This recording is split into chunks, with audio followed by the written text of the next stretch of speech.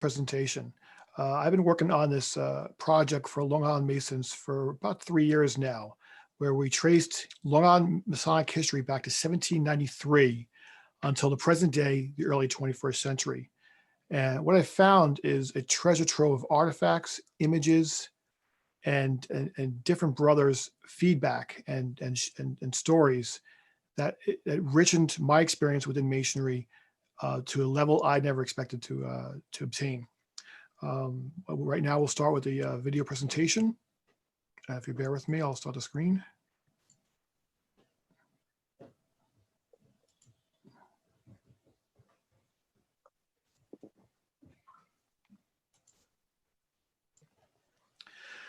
As you see here, my brothers, this is a portrait of Brother George Washington, which was painted by William Joseph Williams and given to Alexandria Lodge number 22 in Virginia.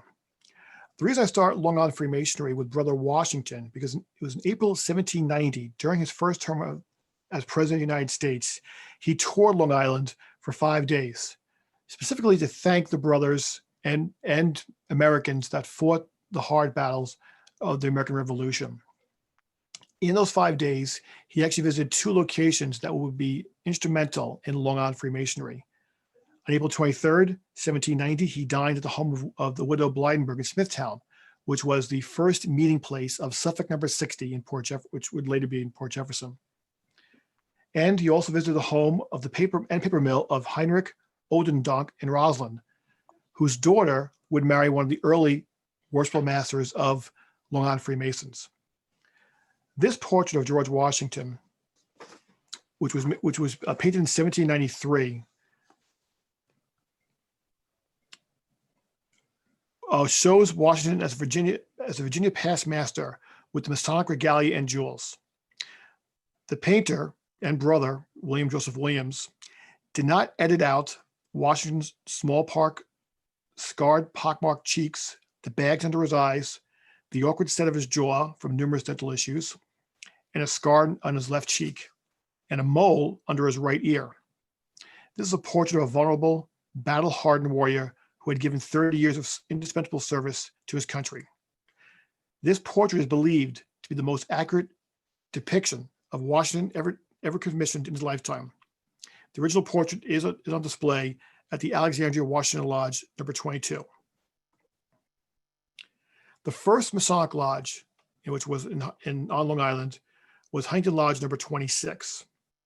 Now, I'm not going to go into too much detail of this lodge because not much is known. We do know there were 30 known brothers of this lodge. First up is the Masonic certificate of David Harrison from December 6, 1801. The officers listed on this certificate include the Worshipful Master Rudolph Duria, Senior Warden Jacob McComb, and Junior Warden David Lake. This document is an example of an alternative design made for the ancient York Mason lodges of the early 19th century. There's actually versions of this certificate known to exist going back to 1797. Recently, I acquired this certificate from Suffolk Lodge number 60, which was of the brother George Halleck, dated April 13th, 1800. And includes Worshipful Master Richard Floyd, Senior Warden Thomas Floyd, Junior Warden David Reeve. On Long Island, there are many, many Masonic graves. This is probably the oldest known Masonic grave. Located in the Floyd Jones Cemetery on the grounds of Old Grace Church in Massapequa are the graves of Right Worshipful David Richard Floyd Jones and his wife, Sarah Odendonk. Sarah Odendonk's father owned the paper mill that Brother Washington visited in his 5-day tour of Long Island. Brother Jones was a scion of early settlers Richard Floyd and Thomas Jones. He inherited the Floyd Neck estate in Massapequa, previously owned by his exiled Tory uncle, Thomas Jones. At the base of the plaque, it's a plaque dedicated to Richard Floyd Jones, to David Richard Floyd Jones by the Grand Lodge of Masons in 1981, commemorating the bicentennial of Freemasons in New York. Pictured here is the first meeting place of Suffolk Lodge number 60, and also the first stop of George Washington's a tour of Long Island in 1790. This is the home of William and Richard Blydenburg at Smithtown. And it was here on March 9th, 1797, Suffolk Lodge number 60 held their first meeting. Members of Suffolk Lodge 60 came from Huntington Lodge number 26. The lodge continued to meet at this house until 1801. I also want to point out that this photograph is from the late 19th century, which is probably the most accurate image we have of what the house looked like when Suffolk Lodge first met here. The house of Major Jonas Hawkins is where Suffolk Lodge met for several times in 1802. Hawkins was a member of the Culper Spy Ring during the Revolution, and he started a tavern and a store here in 1797. This is talk at home of brother Isaac Satterley, where Suffolk Lodge met briefly in 1803. Satterley was the captain of the militia stationed in Sag Harbor during the War of 1812, and he owned and operated a mill located at what is now Frank Melville Park in Setauket.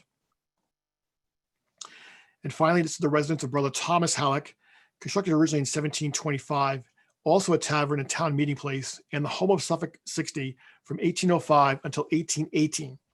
This building still stands today, not quite the same, in Smithtown. In 1797, the third Masonic Lodge started on Long Island, named after Jacob Morton. Morton number 63 was instituted in the village of Hempstead, then in Queens County, and named after brother Jacob Morton. It was through Morton's friendship with Morton founding members Jacob Seaman Jackson, Thomas Carman, and Whitehead Cornwell that the petition was fast-tracked in less than 2 days. Morton was the marshal for George Washington's first inauguration, and when it was discovered that the Bible was missing and not readily available, it was he that ran to St. John's Lodge number 1, where he was worshipful master at the time, and obtained that Bible for the swearing in ceremony of Brother Washington.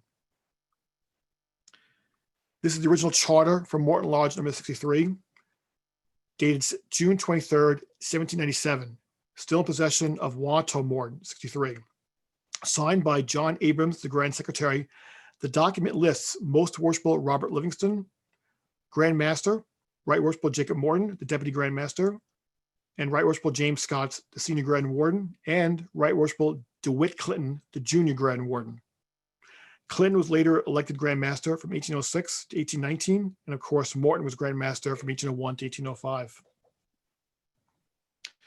This is the original Bible of Morton number 63, which was presented to the lodge by Jacob Morton himself.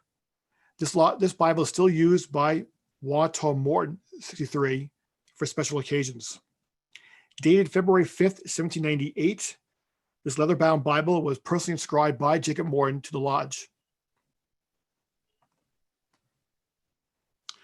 This is a Masonic apron supposedly worn by Brother George Washington.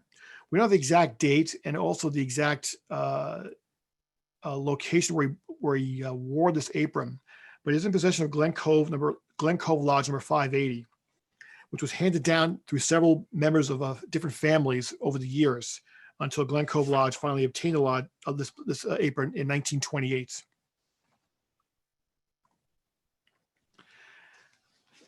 The fourth Masonic Lodge on Long Island was Hampton's number 111. It's a forgotten lodge, but many of the brothers, actually 3 or 4 brothers from that lodge, actually formed Wampanoag, which currently still meets in Sag Harbor to this day.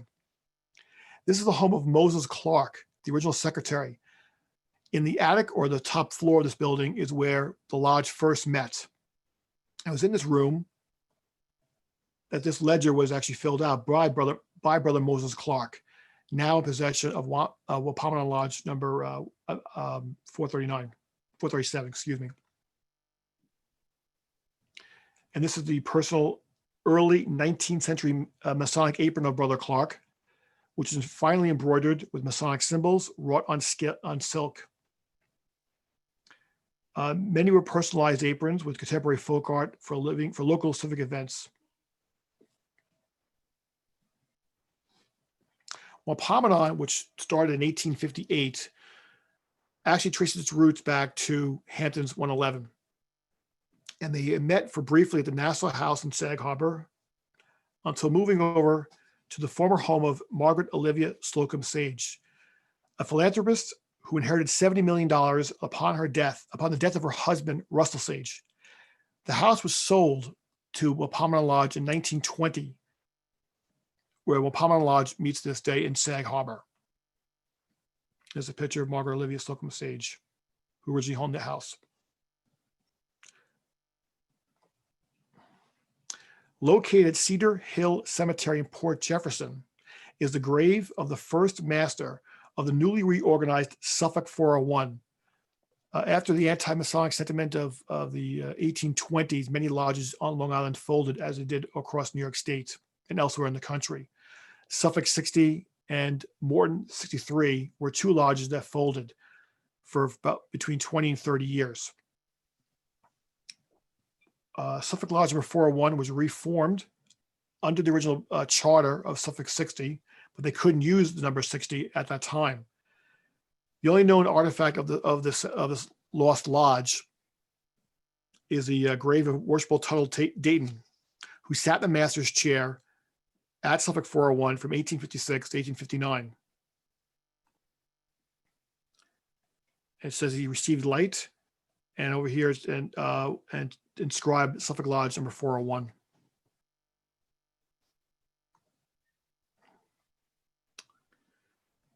According to Captain John L. Knight, the 7 charter members of Jephthah Lodge number 494 of Huntington, New York, met in the sloop Rebecca in Huntington Harbor in January 1860 to plan for their first meeting under dispensation from Grand Lodge.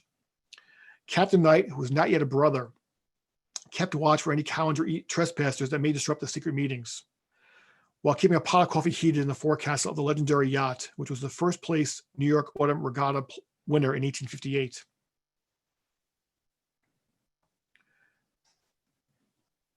Okay, so this is what started me upon my quest for Masonic artifacts. When I first joined Freemasonry about 18 years ago, we had many artifacts strewn across the lodge room and a room next to or adjacent to the lodge. This is the Masonic certificate of the first junior warden and founding member of Jephthah Lodge. This is date 1863. If you look carefully, there's a discoloration from the top to the bottom. That's because the original frame was broken. The glass was off the frame and was exposed to the sun for, who knows, maybe 20 years. We actually reframed it with the archival glass, and now probably is displayed.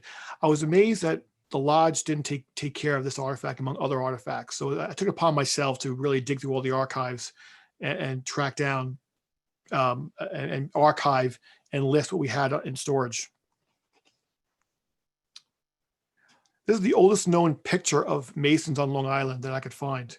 On the left is Jephthah founding member and first junior warden, Brother John Hewlett Jarvis. On the right is his brother Thomas, who is brother number 54 to join Jephthah in the first 2 years. Brother Jarvis on the left didn't last too long at Jephthah because he lived in Brooklyn. It was very hard to go to Huntington for meetings. He eventually demitted from the lodge, and Brother Jarvis on the right actually passed away during the American Civil War. At the right on the second floor is the grocery and confectionery store of John Fleet, also known as Candy John. And it was here that after Jephthah met in the sloop Rebecca, the Jephthah Lodge met for their first meetings until 1885. Later on, they moved over above the O.S. Sammis building, the third floor, which still stands today in Huntington. If you look carefully in the third floor, you'll notice all the windows are blocked from any calendar eavesdroppers.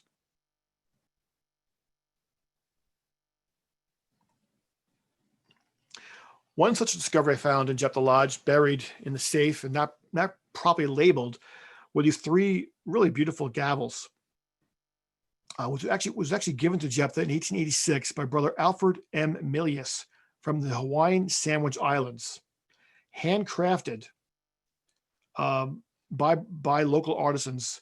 These beautiful gavels were given to Jephthah. They're actually engraved, I believe, in nickel on the outside of the master and the warden's symbols. and was given to Jephthah in 1886 as a gift of thanks. Not sure why he actually gave to Jephthah, but it was actually a very, very generous gift he gave. And this is also the past master's medallion of Worshipful Jonas Pearsall from 1866. Pearsall was the third master of Jephthah Lodge and served 4 terms. And this is the oldest past master's medallion we were able to find. In 1867, brothers from Jephthah residing in Northport and Comac petitioned Grand Lodge to form a lodge in Northport Village, about a 20-minute walk, possibly, no, probably a couple-hour walk at the time from Jephthah Lodge. In 1869, the lodge met for the first time in Northport. Within 6 years, Alsani Lodge number 695 moved into this building on the 3rd floor, which was constructed in 1875 by Benjamin T. Robbins. Alsani Lodge has met here on the 3rd floor for the next 145 years, making this the oldest active Masonic lodge in continuous existence on Long Island. The building has changed quite a bit over the years. Rebuilt, you see the building on the right, in 1923, after Alsani purchased the building outright. This is what the building looks like more closely to today.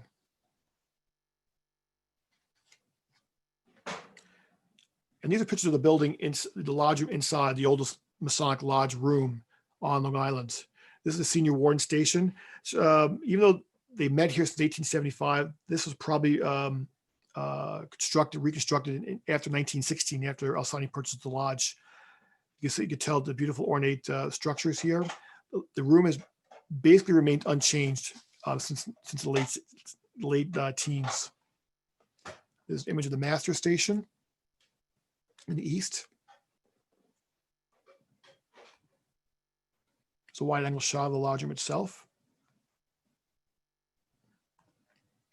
And here's a close-up view of the junior warden station with the only time I actually was able to locate a warden's column. As some of you might know, when a lodge is at labor during a meeting, the senior warden's column is standing upright while the junior warden column is down. At refreshment, when the master calls for a brief interval of the meeting, the senior warden's column is placed down while the junior warden is in upright position. The ritual dates back to 1760, but it's rarely used in Long Island Freemasonry today. Founding member and Babylon Lodge's second master was Henry Livingston, who was a newspaper editor for several papers on Long Island in the late 1850s and 1860s. He's a direct descendant of Edward Livingston, author of the Louisiana Code, and Philip Livingston, one of the signers of the Declaration of Independence. In 1869, Livingston founded the South Side Signal, a popular paper instrumental in garnering public support for formally breaking from its northern neighbor and incorporating Babylon as a separate town. Because of these efforts, Babylon was never again referred to as Huntington South. Between 1887 and 1891, Babylon started meeting on the 3rd floor of the Willits Building, which is a 3-story structure in the distance.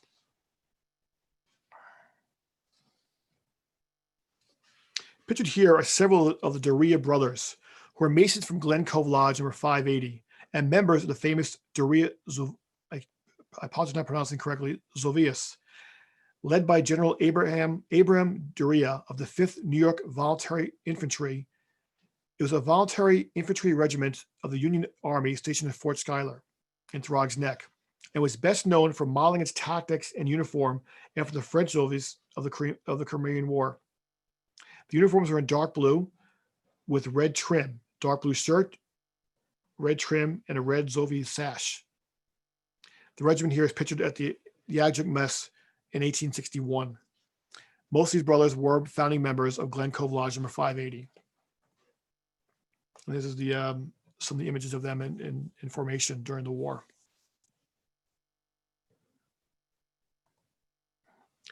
Townsend Scudder was a member of Glen Cove Lodge number 580 and was the first Grand Master of New York State Masons to come from Long Island, becoming Grand Master in 1906.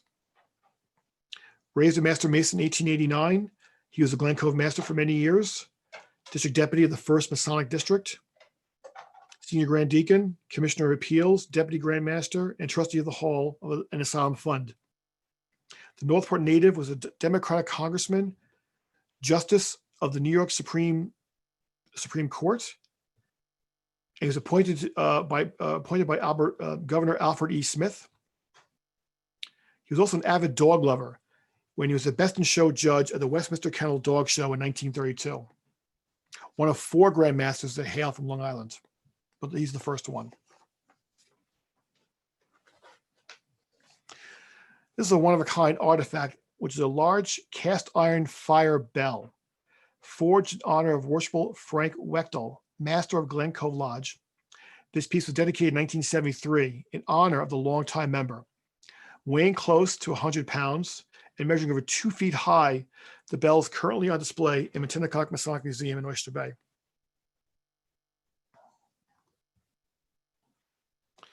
What you're picturing here is, what you see here is the Oyster Bay Bank Building in Oyster Bay, which was constructed in 1893. Minnetonka Lodge number 806 in Oyster Bay leased the 3rd floor from 1894 until 1924. The 2nd floor was occupied by the staff of Theodore Roosevelt during his term as president, and before that, when he was governor. The bank occupied the 1st floor, and the basement included a pool hall and tobacco shop. In 1927, the basement was removed and the building was lowered, thereby eliminating the front stairs.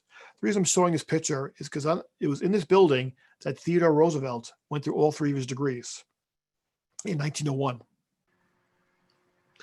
Brother Theodore Roosevelt is probably the most famous Long Island Freemason. Here you see he's dressed as a master of Masonic Lodge, complete with the master's apron, jewel, and gavel. Brother Roosevelt never held any office in any lodge. And at this time, when he took his picture, he was unsure of his due form to wear the Worshipful Master's regalia. Most likely prompted by local brothers looking to promote the visiting celebrity. This image was actually taken and staged during his campaign for president while at the Bull Moose Party in 1912. Photographed in Spokane, Washington at Oriental Lodge number 74 and wearing regalia from Spokane Lodge number 34, this is the only known photograph of Brother Theodore Roosevelt as a Mason.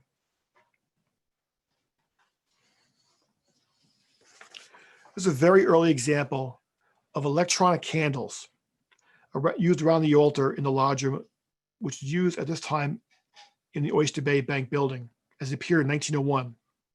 This is the year then Vice President Theodore Roosevelt progressed through his 3 degrees to become a Master Mason in less than 4 months. On the evening of Brother Roosevelt's raising on April 24th, 1901, it was estimated there were 500 visitors were present, but only Master Masons with tickets were allowed to enter and witness the historic event.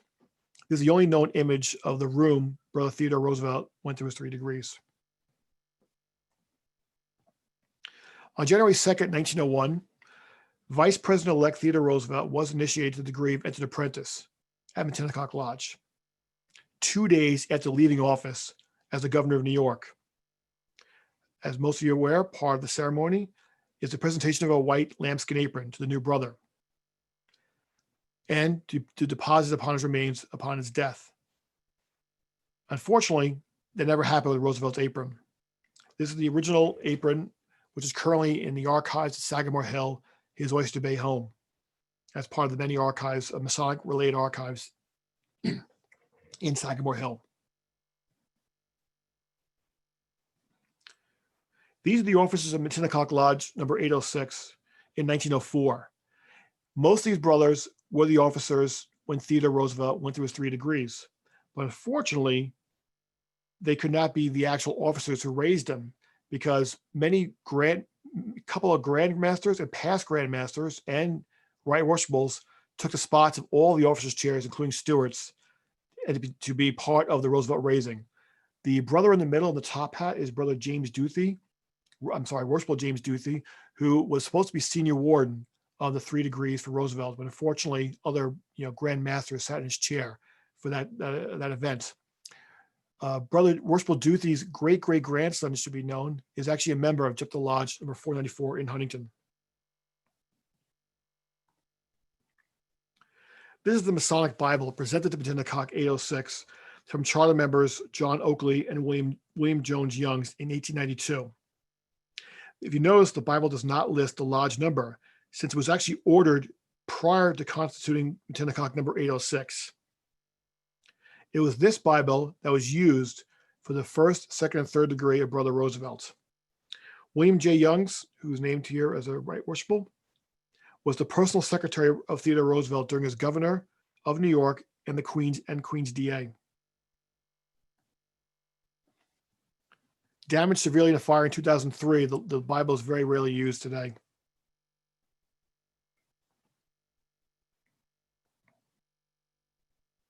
After Roosevelt's death in 1919, a military detachment stood guard over his grave for several weeks after his interment on January 8th.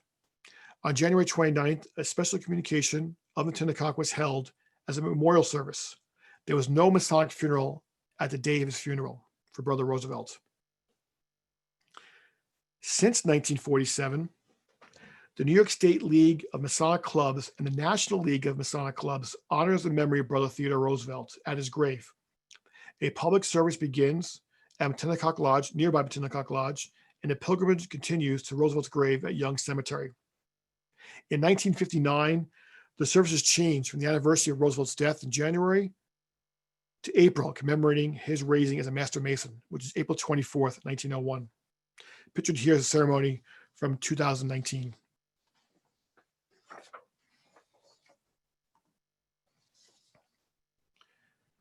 This is the former Townsend Inn, which was purchased by Minnetonka in 1923 for $30,000. Originally constructed in 1902, it was the former Oyster Bay Inn, which had 53 guest rooms and 3 floors and a fully functional restaurant and cafe.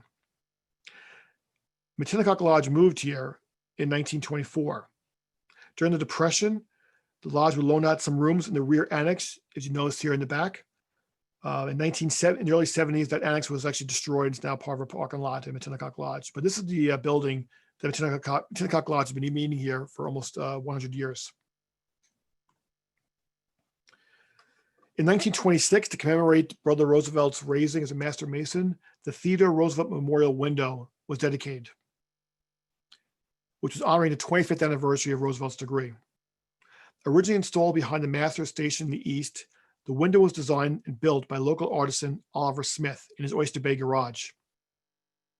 The window depicts a fully armored knight standing on an escalated rock.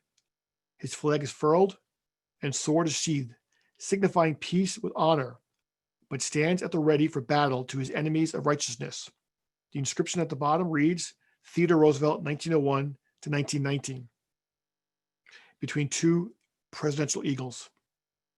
This window was severely damaged by a fire in 2003, and the surviving pieces were restored with a newly fabricated stained glass and installed the light box in the symbolic north side of the lodge room. Here's a view of the Master Station before the fire, probably in 1940, and how the original stained glass window appeared above the Master's chair. And this is a view of the west, of the symbolic west that appeared in 1940, with the old balcony of Minnetonka Lodge.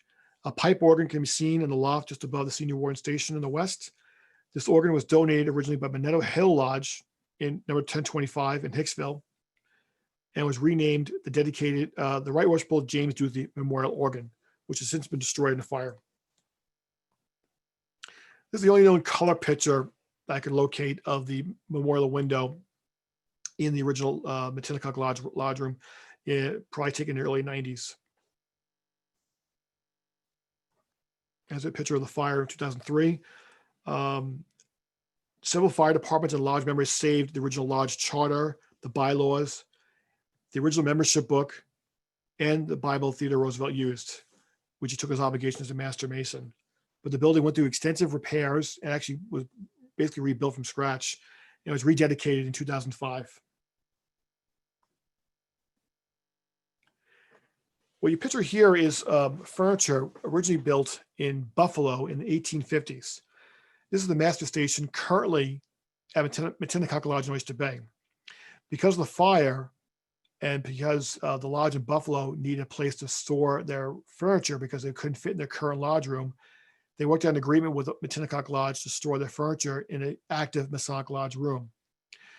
The master station stands over 19 feet high, 10 feet wide, and 6 feet deep, which is an elaborate structure closely representing an altarpiece of a Gothic church. The hand-carved furniture in black walnut was custom made for Ancient Landmarks number 441 by T. Hursty and Sons in Buffalo, the last surviving set from this 19th century company. Completed in 1868, the enormous design was delivered before reconstruction of the new lodge in Minnetonka was completed after the fire, because that massive piece couldn't fit in a normal door. The senior warden station on the west, the lodge room at Minnetonka Lodge. Above or behind the warden station, you'll notice the Minnetonka Lodge Library or part museum. This is the junior warden station of the handcrafted black oak furniture. Here's the altar at Minnetonka Lodge with the padded kneeling benches, carved in black walnut. As most of the furniture, the intricate Victorian era centerpiece has 6 Gothic-style arches adorned around the altar, with 4 handcrafted lion heads on the base of each corner. If you look closely, there's a profile engraving near the top of the altar. That's of Thompson Hursty, the owner of the furniture design company, and it's supposed to be facing the east whenever the lodge is in use. This is a very rare example of 3 past masters chairs in the northeast of Minnetonka Lodge in Oyster Bay. In most Masonic jurisdictions, there is no past masters chairs, but Minnetonka, or actually from Buffalo, from the Ancient Landmarks building, they use these 3 chairs for past masters. This is a close-up view of the finely carved engraving of each of the 9 benches in the lodge room of Minnetonka. The A and the L actually represent Ancient Landmark, of course, number 441 in Buffalo. The lodge that commissioned and designed the construction. And here's a bird's eye view from the library. And you notice to the left is the Theodore Roosevelt stained glass window that was dedicated in 1926.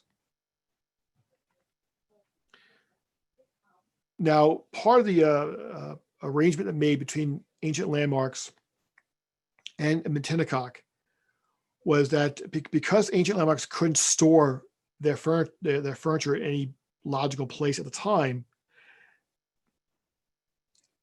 the lodge was voted to transfer the furniture to Minnetonka with revisionary rights, provided Minnetonka uses the furniture in an active Masonic lodge. All the pieces were sent to Oyster Bay except for that lamb statue on top of the master station, which is still in possession of Ancient Landmarks. And there's a picture of the original building that Ancient Landmarks was in, up in Buffalo.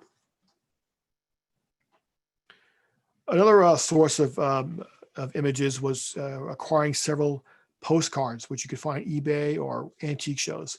These are old lost Masonic Lodge buildings on Long Island. Some of you might recognize them, some of you might not. This is the Masonic Temple in Islip, which was recently sold. This is the Amityville Lodge. This is one of the many buildings for Star of the East in East Hampton.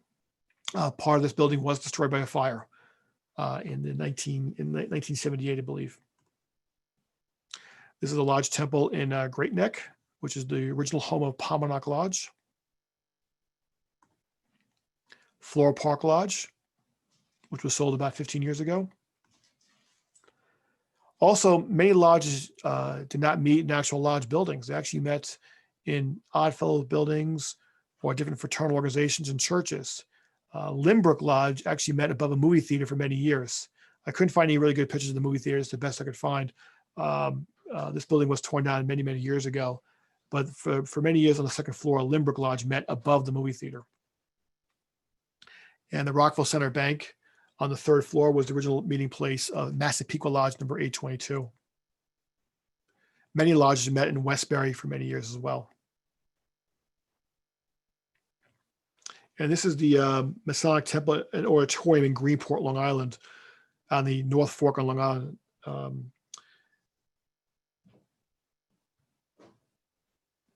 So many years ago, about, I want to say 2007, before Peconic Lodge sold their building, I was able to attend the last district deputy meeting there.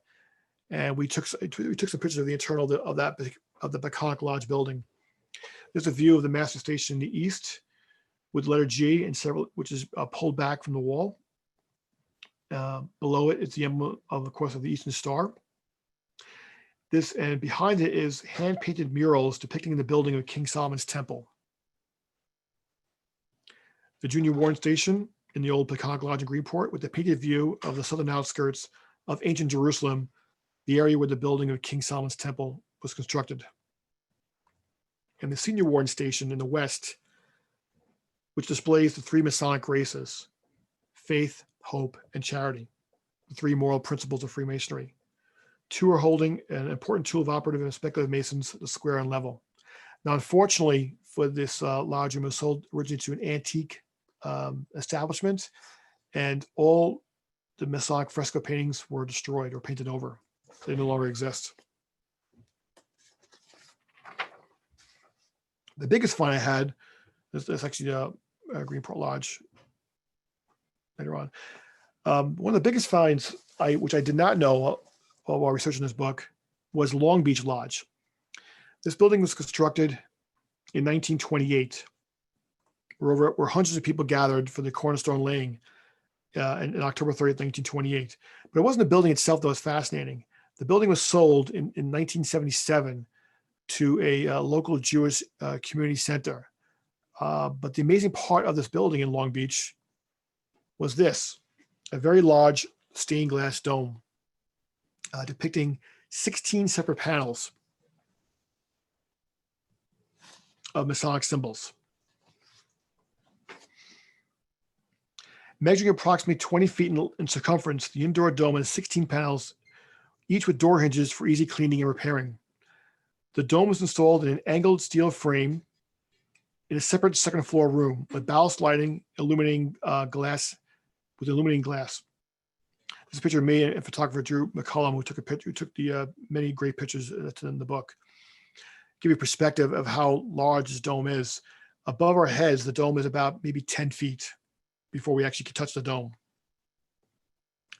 Today is a good close-up image of the actual dome itself, what it looks like. Today's dome is only viewed by teachers and dozens, if not hundreds, of little children in a daycare center.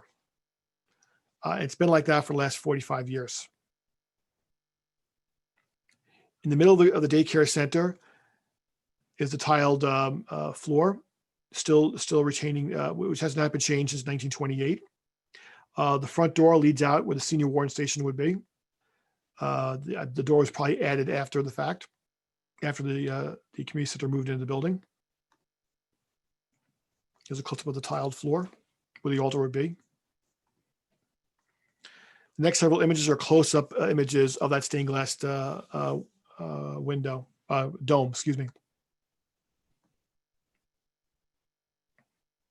which covers quite a few different Masonic concordant bodies.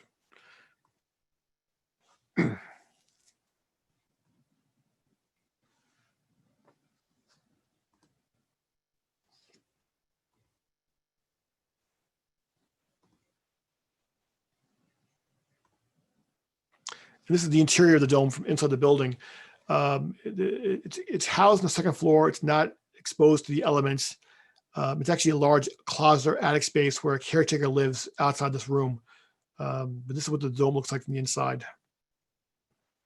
One piece of glass fell off. We actually were able to check that out. And so the dome looks like with the ballast lightings on wires above it, which would illuminate the floor below. And the doorknob, the Masonic doorknobs throughout the entire building, still in place, never taken down. And there's a picture of Drew, my photographer, beneath the dome. There's a bronze gavel depicting a lion's paw that was presented to Massapequa Lodge number 822 in 1917. Equipped with a fiber striking pad and wooden handle adorned with metallic decorations, the gavel measures 12 inches in height with a 4-inch circular base. A brother who donated, Worshipful William Notch, was employed at the Mitchell Vance Company, where he practiced the trade of chasing metal. Designed by a New Jersey mason from bronze pieces removed from the original gas light fixtures at the old Grand Lodge on 23rd Street when they were converted to electricity. The gavel is now part of the Lynbrook Massapequa number 822 archives. A piece of synthetic fiber from the back of the electrical switchboard was given to a plumber's apprentice to hammer out on an anvil. The apprentice hammered the base until his arm was tired and he couldn't crack the dent of the fiber piece. From here, Brother Noach fashioned the striking base, which has been used for over 100 years. This is the Lynbrook Fellowcraft Square Club, probably the 1960s. About to perform the third degree drama of the building of King Solomon's Temple.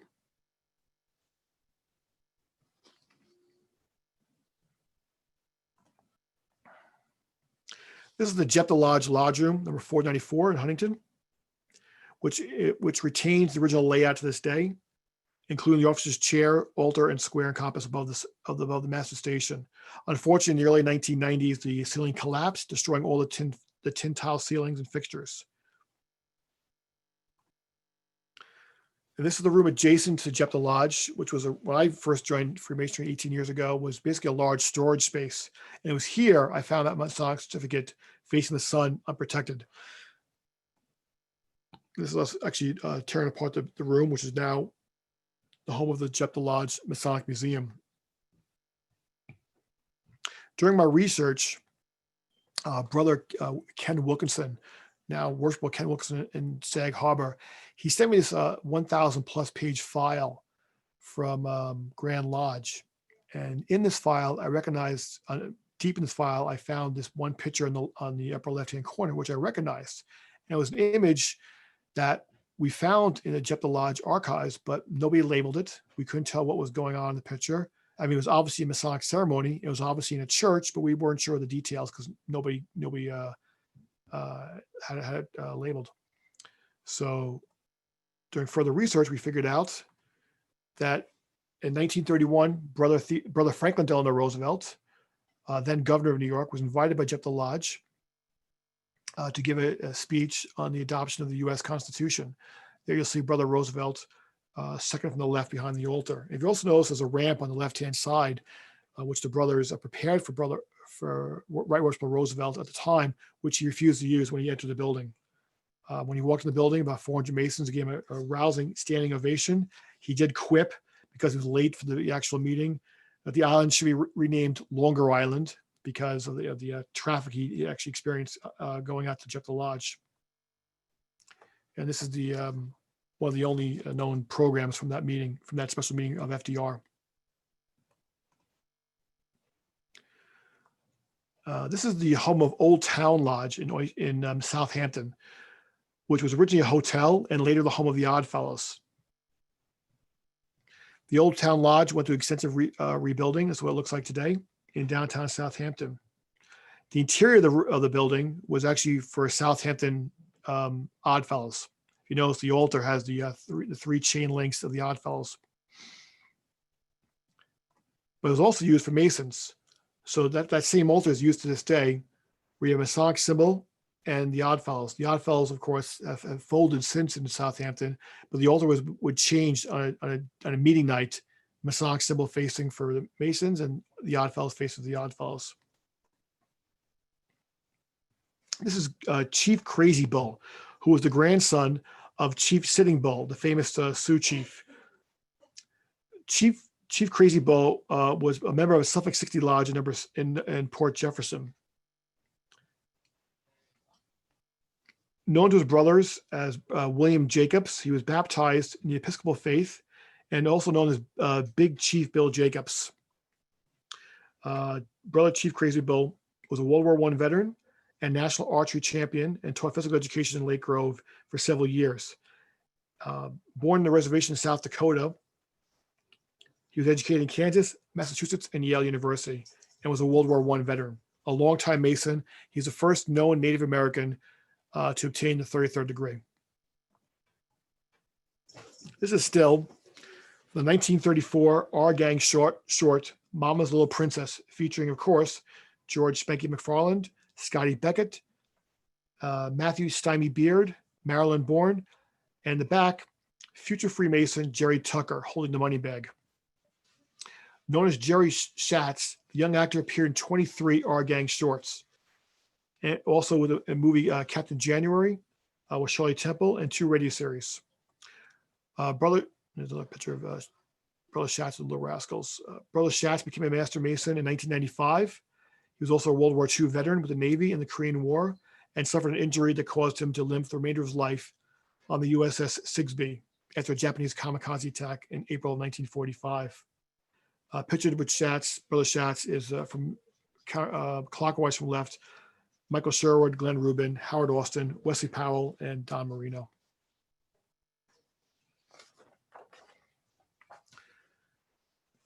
Colonel Thomas Dungan was the second Earl of Limerick, member of the Irish Parliament and governor of the province of New York. Dungan executed several land grants on eastern Long Island called the Dungan Patents in the 1680s.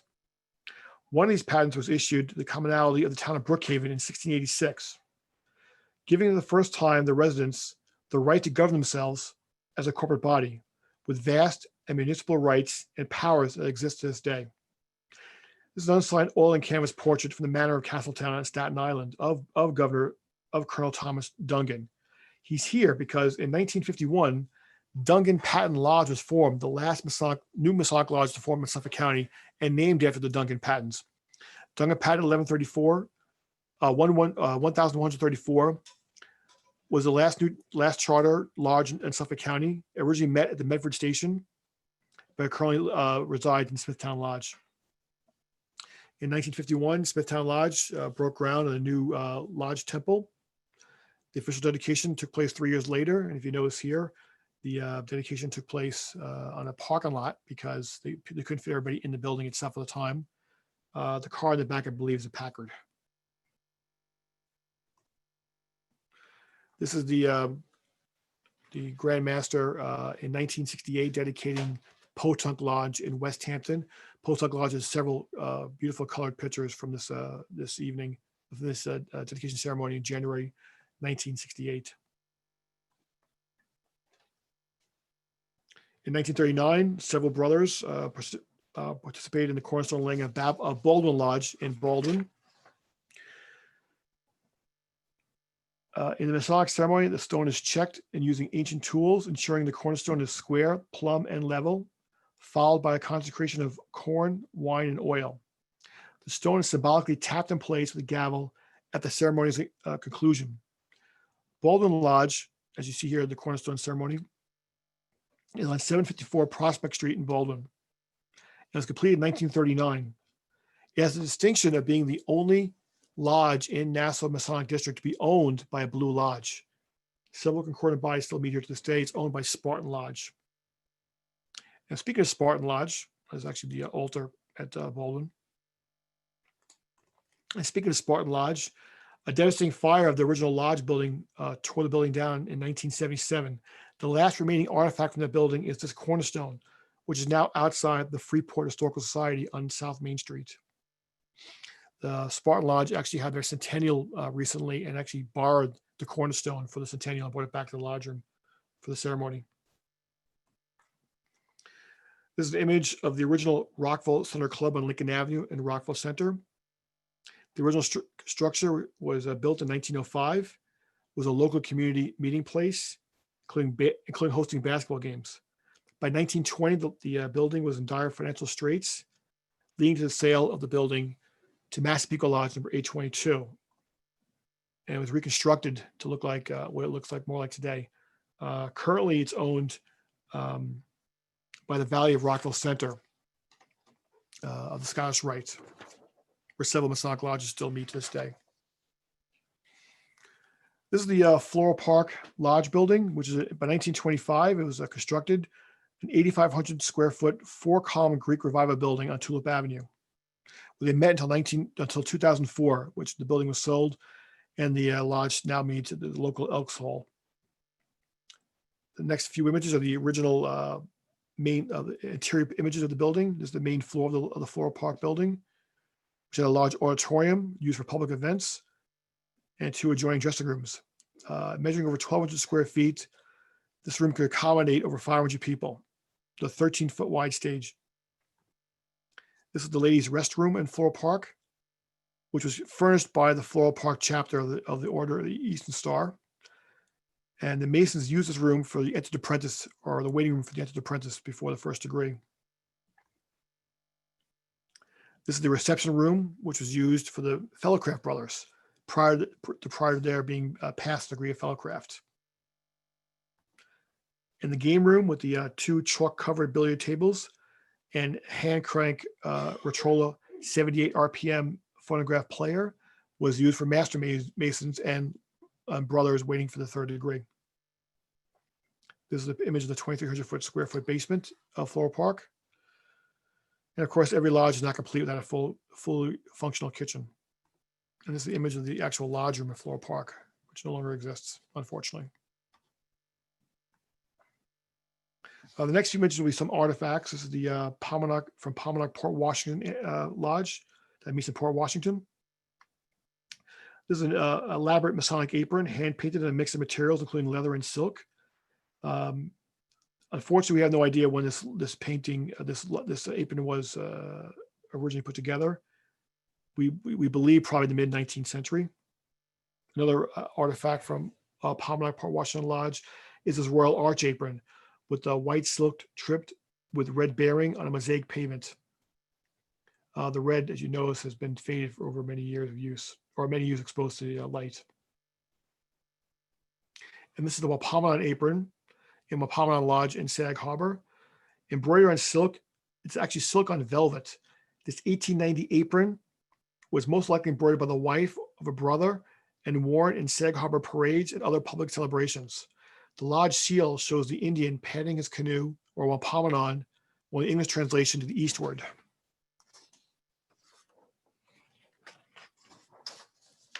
This is the Chamber of Reflection in Suffolk Lodge number 60 in Port Jefferson, which was redesigned about 10 years ago. And this is the stained glass window currently in that Chamber of Reflection. What you're seeing here now is the actual lodge room of Wampanoag Lodge, repainted in 2014 as a mural created by brother John Philip Capello with assistant painter Linda Capello and brother Francis Boudreau. The mural was completed within 2 months in the summer of 2014 over the East Station. Capello is a self-taught sculptor and painter and a member of many professional affiliations. His use of surrealism combines several Masonic symbols within the Wampanoag, Montauk Native American, and the name of the lodge. The mural is a symbolic place in the lodge with the Native American definition to the east. The celestial sky moves from night to day, representing one day, with several stars and specific planets. Masonic icons include an eye-top pyramid, Holy Bible, key, and checkerboard. This is the view of the lodge room from one of the part of the balcony. This is above the senior warden station to the west. That's brother Ken Wilkerson down on the bottom. This is a series of 3 acrylic portraits painted by Yelena Elefante on display in the junior warden station in Spartan Lodge in Baldwin. What's fascinating about these paintings is actually was created about 2 years ago. The first of 3 panels is St. John the Baptist, inspired by the 1540 painting. St. John, as you see, is on the River Jordan on the first step of Entered Apprentice. The symbol on top, of course, is the plum. On the middle panel depicts the 3, 5, and 7 steps of the Fellowcraft degree and the symbol for a level, which represents the middle chamber of King Solomon's temple. And the third panel on the right is of John the Evangelist, next to the acacia plant with King Solomon's temple in the background. The patron saint of Freemasons are John the Baptist and John the Evangelist.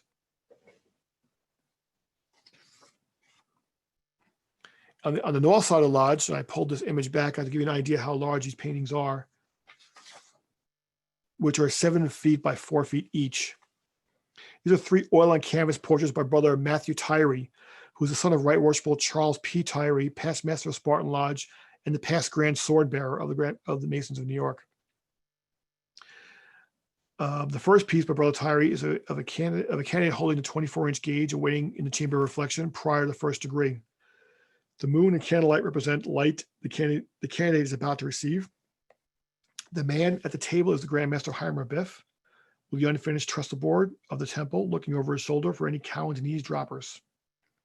The basket represents pomegranates on the pillars of Jachin and Boaz. The middle piece represents Hiram Abiff after he was murdered for not revealing the secrets of the craft, with the weeping virgin holding a sprig of acacia, distraught over the dead architect and the incomplete temple. All 3 pieces display different shades of red, it should be noted, symbolizing the 3 degrees. The one on the left uses crimson, which is warning of approaching danger. The second or the middle has more of a blood red for the Grand Master's death. And the third, the red is more of a vibrant red, which symbolizes love. The third panel on the right, and the final panel, displays 2 Masons, one holding a trowel and the other holding a level, standing with Hiram Abiff just prior to his ascension on Jacob's ladder, within the outskirts of Jerusalem in the background. The ladder's 9 rungs symbolize each virtue for resurrection prior to ascension to heaven. The man kneeling in the foreground is the last known location of the remains of Hiram Abiff, utilizing the style, the Demolay kneel in prayer for the ritual. Father Time is holding an hourglass representing the limited time in a person's life. The artist, Brother Matthew Tyree, used his father's image for the model of Father Time. I also couldn't complete the book without including several concordant bodies. Pictured here is the Nassau Commandery number 73 of Knights Templar, which met Hempstead for many years before currently meeting in Oyster Bay. This is the parade of the wooden soldiers, which has been performed at Christmas Spectacular at the Rockefeller Center for many years. The Kismet, the reason the wooden soldiers are here is because they're part of the Kismet Shrine in Hicksville. The Kismet Wooden Soldier Unit is the only one sanctioned by Radio City Rockettes to perform a parade in these classic outfits. All Masonic organizations send out a regular printed communication to members to keep them informed on the latest events. This is a very elaborate one printed by the Kismet Shrine of the Shriners.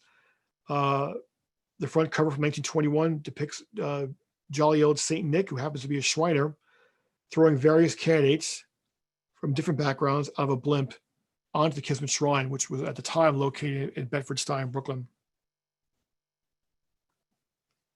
There's an image of the Jephthah Daughters of the Eastern Star in Huntington in 1931 in the Jephthah Lodge Room in Huntington. This is the Smithtown Lodge Room in 1960, set up for a meeting for the Order of the Eastern Star. This is the Melchizedek chapter number 273 of the Royal Arch Masons in Glen Cove Lodge, part of the York Rite degrees. I couldn't find the earlier pictures of the Scottish Rite, so I had to use a more contemporary picture, which is the Long Island Council of Princes of Jerusalem, or the 16th degree. This is from the Valley of Rockwell Center, in Rockwell Center. This is the earliest known photo I could find of the Demolay. This is the first members of the Southampton chapter of the Demolay in 1947, which met at Old Town Lodge originally. And pictured here is the installation of the Officers of the Truth Triangle number 31 in 1966 at Jephthah Lodge. Active for over 90 years in New York State, Truth Triangle number 31 is the second oldest active triangle organization in New York State. The Masonic Suffolk Post-War Vets Post number 23 in Babylon Lodge, originally chartered in 1948 as a unit of the Grand Lodge of New York. The post consists of Masonic war vets carrying our nation's colors for official events, parades, and other activities. The Suffolk Post was chartered in 1952. And every Masonic brother who was honorably discharged with the Navy, Army, Coast Guard, Marine Corps, Air Force, Merchant Marine, or any federal armed force, and has accorded veteran status, is allowed to join this organization. And of course, this is the past presidents of the Long Island Railroad Square Club in 1937. The Square Club was originally formed in the 1920s, sitting around an occupation or a trade. Part of the National League of Masonic Clubs, there have been many square clubs on Long Island, including for police, fire, post office, electrician, printers, pharmaceutical, Grumman Aircraft, even a digital square club.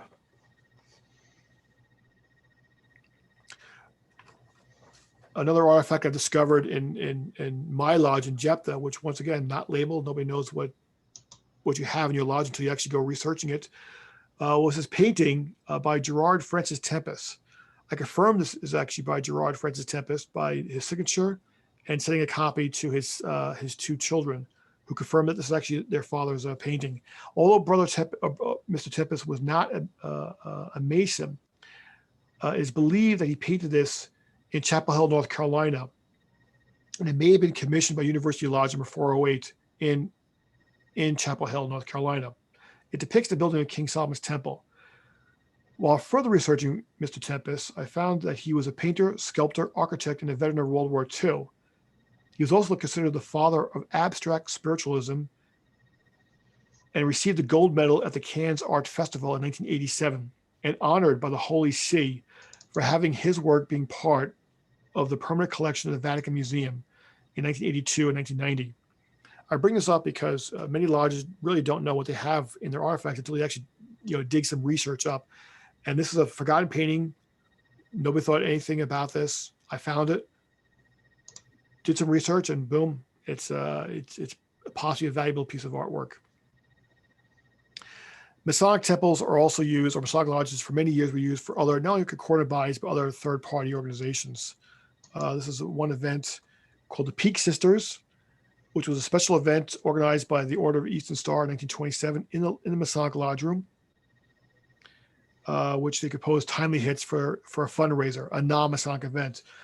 And this odd image I'm going to show, which was not included in the book for obvious reasons, it was taken in the east of the Jephthah Masonic Lodge Room, probably between 1917 and 1925. This is probably a small theatrical production. It consists of several cross-dressing performers with a booklet that's labeled "The Girl Who Went Wrong," a symbol for poison. I have no idea what this play is about or where it's from, but it's an interesting artifact I discovered at the local historical society of my lodge room. And you notice there's an Eastern Star and a Knights Templar shield in the background. I'd like to thank all the brothers who helped me out in the last several years for their time, their assistance in researching this book, which was turned to be a very successful endeavor. And that really concludes my my presentation today.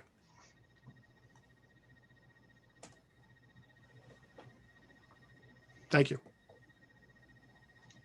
Brother Ron, thank you so very much for this wonderful presentation. I know it's only just a small snippet of really what's in your wonderful book. I want to applaud you and congratulate you on really just such an amazing effort. Just really in a very, very brief remarks, if you just maybe share with us your thoughts, what brothers can do going back to their lodge so they can make sure that they're preserving their own lodge's artifacts, and so that we will not find things lost to history. What would you suggest to brothers to do to start now? Start looking in the artifacts, start looking in the archives. Every lodge, most lodges have a safe. Look in the safe. You'll be surprised what you find in that safe, which is, for many lodges, was not open for a long time. Look in every nook and cranny, look in all the closets, look in the altar, just look anywhere. Also, touch base with the local town historian and the local historical society, because they also have a treasure trove of artifacts and images that you might not be aware of. Also, for online, if you have an online presence, like a website, you'll be surprised, be amazed how many people will call you to donate items. In the last couple of years, we've received well over a dozen items for people who are not Masons, who are just relatives of Masons, who normally would throw these items out. They would donate these items to our lodge. And some of these items date back to the late 19th century. We actually received an entire Knights Templar outfit or hat and belt just from a donation from a great granddaughter of a Mason. She didn't know what to do with it.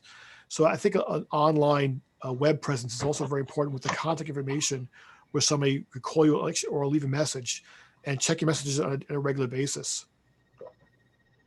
Thank you so much, Brother Ron. I want to just correct something that has been put into the chat box, and that is, if you purchase Ron's book through the Jepta Lodge site, the net proceeds actually don't go to the lodge, but go to a veterans charity. It's local one on Long Island, yes, in Northport. On Long yes. Island. Well, so the brothers know we actually raised over $1,600 so far on the sale of the book. Net proceeds that'll be donated very soon. And that's going to be donated to what charity, Brother Ron? It's I'm actually because I don't want take advantage of promoting the book for myself. I wanted the brothers to vote on that, and our benevolence committee has decided to vote to donate to a local veterans organization. I don't believe it's the VA.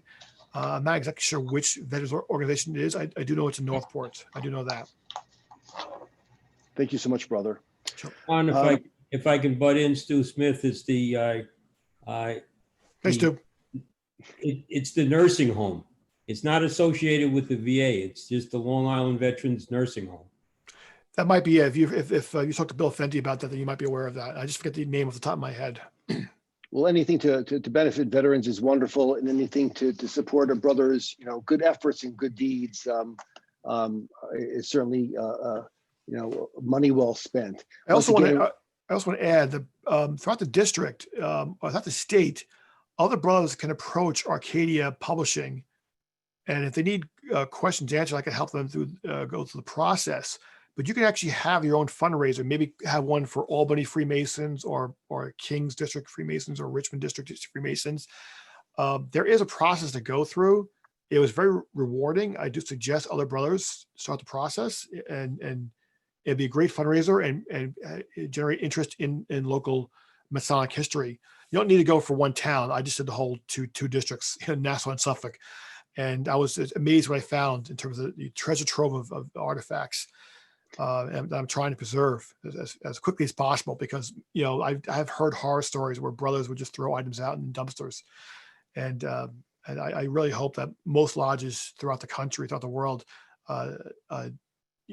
appreciate what they have, but they really should have an assigned historian or historian team along with the trustees to make sure that the artifacts are retained and are actually able to be passed down, because we're only temporary caretakers of the lodge building and the artifacts. Once we turn to dust, they're gone, but they should be passed down to generations in the future. And that was a challenge. That was a big challenge for me to track that, because I was spoiled to Jepta Lodge in Huntington because our lodge really kept outstanding artifacts and an outstanding collection of images. And I figured, okay, every lodge must have that same archive. Culture. I was completely wrong. I was quite disappointed. I was scrambling at the end. I was actually able to obtain over 1,000 images or scan over 1,000 images in the 2.5 year period I worked on the book. But it was a race against the clock, because I was hearing stories about older brothers taking archives off site, putting them in the garage. And that's probably the worst thing you could do. An older brother might say, I'll hold on to the archive. I'll hold on to this. It'll be safe. But then when the brother unfortunately passes away, the family has no idea what this is, and they throw it right out. And I've heard this many, many, many times, unfortunately. So I'm constantly scouring eBay. I'm constantly scouring Facebook Marketplace and different online sites and I suggest brothers throughout New York State, if you're interested in your local area of Masonic history, do the same thing. If I also may add that Craftsman Online will be doing another Zoom presentation with a brother from the Buffalo area who will be talking about giving a talk on Buffalo Masonic history. And quite frankly, we're looking for brothers all over the state to share what they have with the rest of our state. This is what it's all about. Let's take this opportunity while we have Zoom to share each other's stories. Thank you once again, worshipful Brother Ron, for a wonderful talk and for all your efforts. Thank you, Archibald. Appreciate it. And it's not really just tonight, Brother Ron. It's the work you're doing is ensuring that our history will not only be remembered, but celebrated and cherished. And I hope that tonight is a call to arms for each of us to do what we can to preserve and protect our active lodge buildings and Masonic artifacts. My brothers, join me for another Buildings and Lodges 101 program on January 7th. That's January 7th with Right Worshipful Brother Al Bryant. You'll be seeing more information as the days go on.